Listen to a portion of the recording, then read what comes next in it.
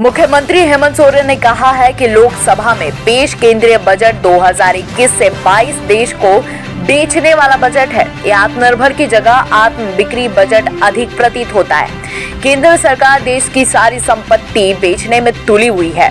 Airport, railway, बंदरगाह सब कुछ बिक ही जाएगा तो फिर देश के पास अपनी संपत्ति क्या रह जाएगी। बंदरगाह और सरकारी बैंक भी बिक रहे हैं। कई भारतीय उपक्रमों में भी विनिवेश को बढ़ावा दिया जा रहा है। झारखंड जैसे पिछड़े राज्य और झारखंड वासियों को इस बजट से निराशा ही हाथ लगी है।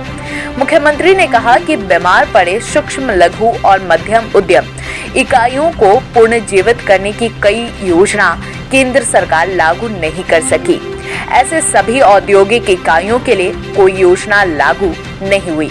बजट में रोजगार बढ़ाने की कोई योजना नहीं है। कोरोना संक्रमण काल में बंद व्यापारिक प्रतिष्ठानों के उत्थान के लिए सरकार ने किसी प्रकार की पहल नहीं की। केंद्र सरकार ने बजट पेश करने के क्रम में मध्यम वर्ग और ग्रामीण वर्ग के लिए क्रय शक्ति बढ़ाने पर ध्यान नहीं दिया। मोटर वाहन क्षेत्रों को कोई छूट नहीं, बल्कि ऑटो पार्ट्स की दरों में वृद्धि की गई है। मुख्यमंत्री ने कहा कि बीमा सेक्टर में प्रत्यक्ष विदेशी निवेश की सीमा को 39% से बढ़ाकर 74% करने का ऐलान किया गया है। 2 सार्वजनिक बैंकों और एक जनरल बीमा कंपनी का निजीकरण होने वाला है।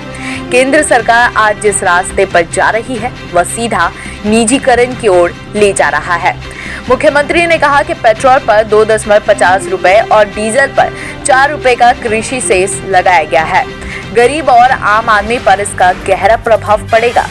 केंद्रीय करों में राज्यों को 41% हिस्सा देने की बात हुई। यह शायद पहले 30 से 35% था। मुख्यमंत्री ने कहा कि मेरा मानना है कि बजट में चुनावी राज्यों का खास ख्याल रखा गया है।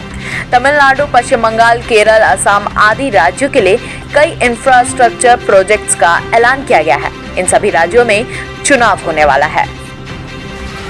बजट में जो मुझे पता चला है कि अब नौकरी पेशा वालों की भी खैर नहीं, अब डिविडेंड में भी शायद हिस्सेदारी सरकार लेने की तैयारी कर रही है।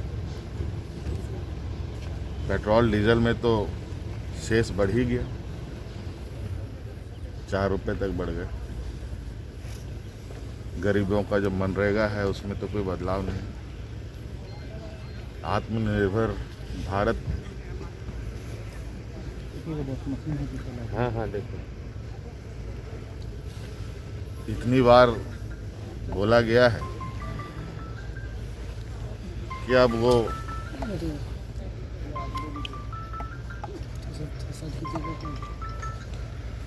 आत्म बेचो भारत सा हो गया है।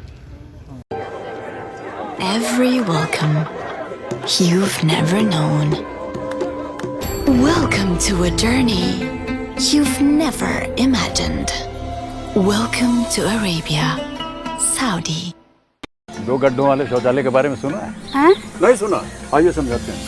देखिए, 2 गड्ढा बनाइए। पहले वाला जब मल से भर जाएगा ना तो ये चालू हो जाएगा और साल भर के अंदर इसके अंदर जो मल है ये खाद बन जाएगा, इसे खाली कर दीजिए। इसी तरह शौचालय जो है वो आजीवन चलता रहे, न बीमारी फैलेगी न बदबू।